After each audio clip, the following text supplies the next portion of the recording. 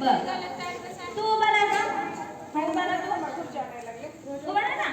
हा समज रस्त्यावरून तू चाललेली एकटी हा आणि एकटी जाताना तुला कुणीतरी चॉकलेट दिलं. तू घेणार का? नाही घेणार. का नाही घेणार?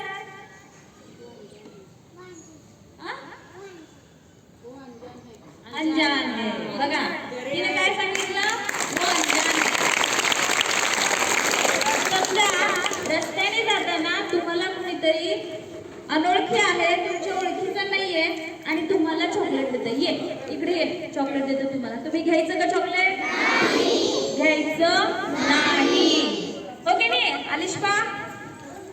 चॉकलेट घ्यायचं का? नाही घ्यायचं. ठीक आहे, बस खाली. ठीक आहे. आता तू उभा राहा रे. तू उभा राहा. इकडे इकडे. तुला कुणीतरी बोलवून की नाही तुला असा हात लावतोय, तुला असा असा हात फिरवतोय. तुझ्या ओळखीचा व्यक्ती नाहीये, तो माणूस नाहीये. ठीक आहे. तुला उचलून घेतोय.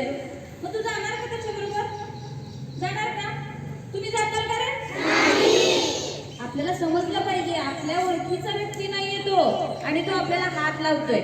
बरोबर आहे. आणि आपल्याला उचलून घेतोय. कदाचित तो तुम्हाला उचलून घेऊन पळून पण जाईल. जाईल की नाही? हा मग तुम्ही जाणार का त्याच्याबरोबर? आणि समजा कोणीतरी पळत पळत धावत धावत आलेलं आहे आणि तुम्हाला म्हणते अरे तुझी आई तिथं थांबलेली आहे, तुझे वडील थांबले, चल चल लवकर पळ पळ, चल तुझी आई बोलवायली. तुम्ही जाणार का? जाणार का?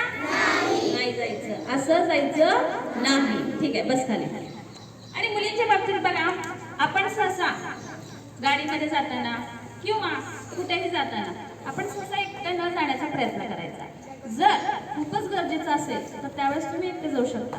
पण तुमच्या या वरच्या भागाला आणि खालच्या भागाला जर कोणी मुद्दामून स्पर्श करत असेल तर तुम्ही स्पर्श करू द्यायचा नाही. आणि तसं जर कोणी करत असेल, मुद्दामून करत असेल तर तिथून आपण काय करायचं? पळून जायचं. काय करायचं? पळून जायचं. आणि तरी पण तो ऐकत नसेल तर मोठ्याने चिरकायचं, मोठ्याने ओरडायचं. मग ते ओरडण्याला काय होतं? भिवून बाजूला सरतो. आलं लक्षात? असं बऱ्याचदा होतं की आपण घरामध्ये नसताना किंवा आपल्या आजूबाजूला कोणी नसताना आपल्याला कोणीतरी स्पर्श करायचा प्रयत्न करत असतं.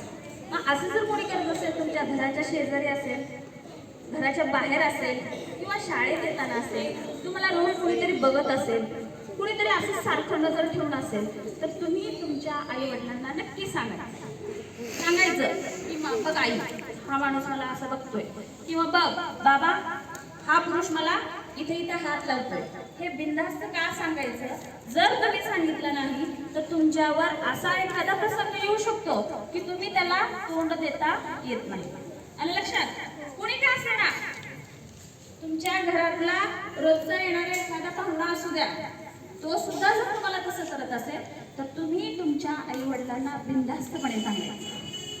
अलिशपा, तू एक प्रश्न विचारला होता, विचार बरं. चॉकलेट का बरं घ्यायचं नाही आणि का बरं खायचं? चॉकलेट का बरं घ्यायचं नाही आणि का खायचं नाही? मी तिला काय म्हणलं की जर एखाद्या व्यक्तीने चॉकलेट दिलं आणि ते तू का घ्यायचं नाही? का घ्यायचं नाही सांगा बरं.